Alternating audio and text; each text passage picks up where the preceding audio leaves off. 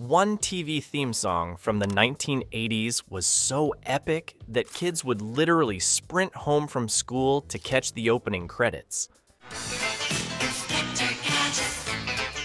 But here's what nobody tells you. That same song almost never happened because the network thought it was too expensive and too ridiculous. And the story behind which song I'm talking about will absolutely blow your mind.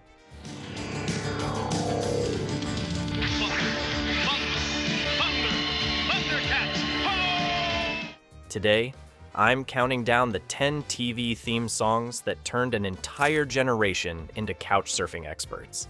These weren't just songs, they were basically air raid sirens that announced, "Fun time is starting, homework can wait." The 80s didn't mess around when it came to getting kids hyped up about television. From Saturday morning cartoon madness to after-school adventure hour, these themes are permanently burned into the brain of every 80s kid. Let's dive in. Number 10, DuckTales. DuckTales theme, 1987 to 1990. Or rewrite history, DuckTales. Woo! Starting us off at number 10 is the theme that made swimming in money seem like a reasonable life goal. The DuckTales theme song. But here's something that'll crack you up. Disney executives initially thought the song was too energetic for a children's show. Too energetic. This was the 1980s. The decade that invented energy drinks and neon everything. If anything wasn't energetic enough, it got left behind. The song was performed by Jeff Passetto, and those lyrics are pure gold. Life is like a hurricane here in Duckburg. It's basically a weather report that somehow makes you want to go on treasure hunts with your rich uncle. That's some next level marketing right there. This theme song convinced an entire generation that having a swimming pool full of money was totally normal. Thanks to Scrooge McDuck, kids everywhere thought rich people just dove into their wealth like it was a community pool. Economics teachers probably had some explaining to do. Number 9, Knight Rider. Knight Rider theme, 1982 to 1986. Knight Rider. At number 9, we have the synthesizer masterpiece that made every kid want a talking car, the Knight Rider theme. Now get this, the show's creator originally wanted the car to be a Pontiac Firebird, but GM said no.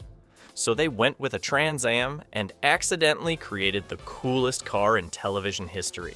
Sometimes the best decisions happen when your first choice rejects you. The theme song, composed by Stu Phillips, is basically what the future sounded like in 1982. It's all synthesizers and electronic beats, like someone fed a computer a steady diet of action movies and asked it to compose music. Here's what's hilarious. The song has no lyrics, but every 80s kid can hum along perfectly. It's like our generation developed a collective musical memory for synthesizer solos. We were basically human jukeboxes for electronic music. Number 8, the A-Team. The A-Team theme, 1983 to 1987.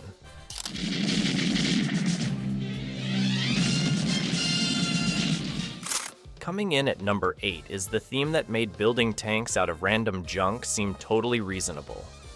The A-Team theme. Here's something that'll blow your mind. This show was basically about 4 guys who solved problems by blowing things up, and somehow it aired during Family Hour. The 80s had a very different definition of appropriate for children. Explosions were basically considered educational content. And the theme song, composed by Mike Post, doesn't have lyrics, but it doesn't need them. Those opening drums hit like a military march, and suddenly you're ready to help some underdog fight against impossible odds using nothing but duct tape and creative engineering. Fun fact, the show's famous line, "I love it when a plan comes together," became so iconic that people still use it today. Although most of our plans involve getting through Monday, not building helicopters out of lawnmowers. Number 7, Magnum P.I. Magnum P.I. theme, 1980 to 1988.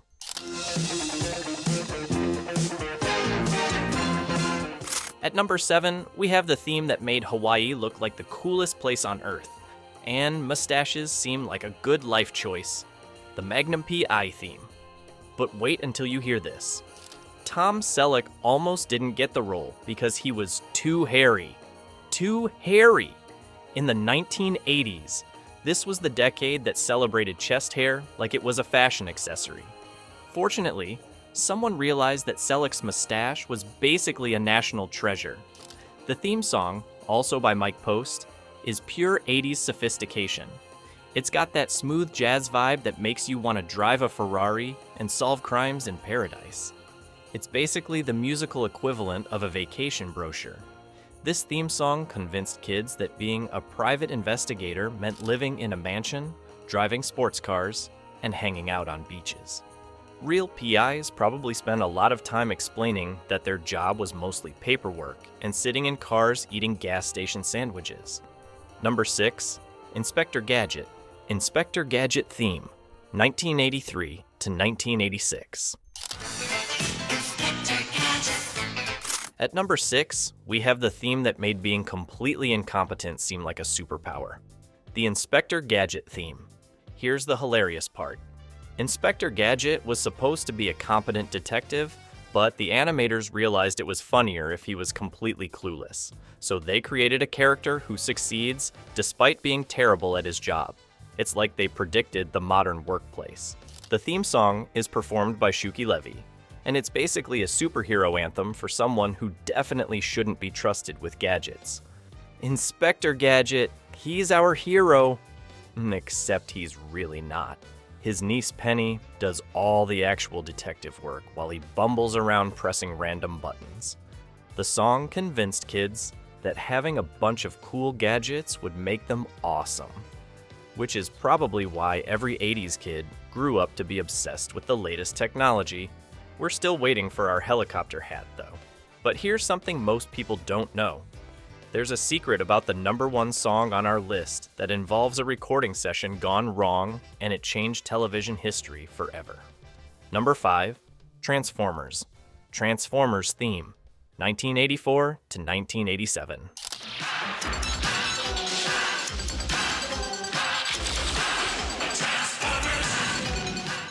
Taking the number 5 spot is the theme that made giant robots seem like the solution to every problem. The Transformers theme. Here's something that'll shock you. Transformers was basically a 22-minute toy commercial disguised as a cartoon. Hasbro literally created a TV show to sell action figures, and somehow it became one of the greatest franchises in entertainment history. That's some next-level marketing genius right there. The theme song, performed by Lion, is pure 80s metal power. Transformers, more than meets the eye, became the battle cry for kids who believed that everything around them could secretly turn into a robot. Toasters, cars, alarm clocks, nothing was safe from our robot transformation fantasies. This song made the concept of alien robots fighting an intergalactic war sound totally normal. Kids would sing along like they were discussing the weather. Oh yeah, robots in disguise fighting for freedom. Totally makes sense. Before we get to the top 4, let me know in the comments. Which 80s theme song still gets you pumped up like you're about to save the world? And how old were you when you first heard it? I'd love to know how these songs hit you back then. Or even now. And hey, if you're enjoying this totally radical trip down memory lane, give this video a like and subscribe to help out the YouTube algorithm. We appreciate all your amazing support. What I'm about to reveal about our top 3 songs involves some shocking behind-the-scenes drama that changed 80s TV forever. Number 4, Thundercats. Thundercats theme, 1985 to 1989.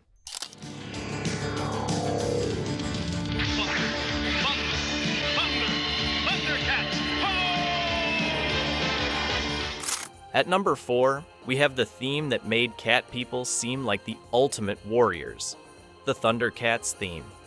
Now get this. The show was created because someone thought, you know what kids need? A cartoon about humanoid cats with medieval weapons fighting mummies from space. And somehow, this made perfect sense in the 1980s. The decade had no limits on imagination. or common sense. The theme song is basically a heavy metal anthem disguised as a children's cartoon intro. When Lion-O yells, "Thundercats, ho!" it's like a battle cry that could wake the dead. Kids everywhere practice that yell, probably driving their parents to consider soundproofing their homes. This theme song convinced an entire generation that the best way to solve problems was by holding up a magic sword and yelling really loud. It's surprisingly effective in certain situations, though we don't recommend trying it at work. Number 3, G.I. Joe, G.I. Joe theme, 1985 to 1986. Yo, Joe! He'll fight for freedom wherever there's trouble. G.I. Joe is there. Coming in at number 3 is the theme that made military action figures seem like the key to world peace, the G.I. Joe theme. Here's what's wild about this show. It was about an elite military unit fighting international terrorists, and it aired right after Saturday morning cartoons. The 80s had a very relaxed attitude about what constituted appropriate children's entertainment. Apparently, as long as nobody actually died on screen, anything was fair game. The theme song is pure American action movie energy. G.I. Joe, a real American hero. It's like the musical equivalent of a flag waving in slow motion while eagles soar overhead. The song made every kid want to join an elite fighting force, even though most of us couldn't even organize our own bedrooms. But here's something that'll blow your mind. This song was so effective at what it was designed to do that other countries actually banned the show, and the reason why connects directly to our number 1 song in a way you'd never expect. Number 2, He-Man and the Masters of the Universe, He-Man theme, 1983 to 1985. And the Masters of the Universe. Our runner-up at number 2 is the theme that made having the power of Grayskull seem like a reasonable career goal, the He-Man theme. Here's the wild part.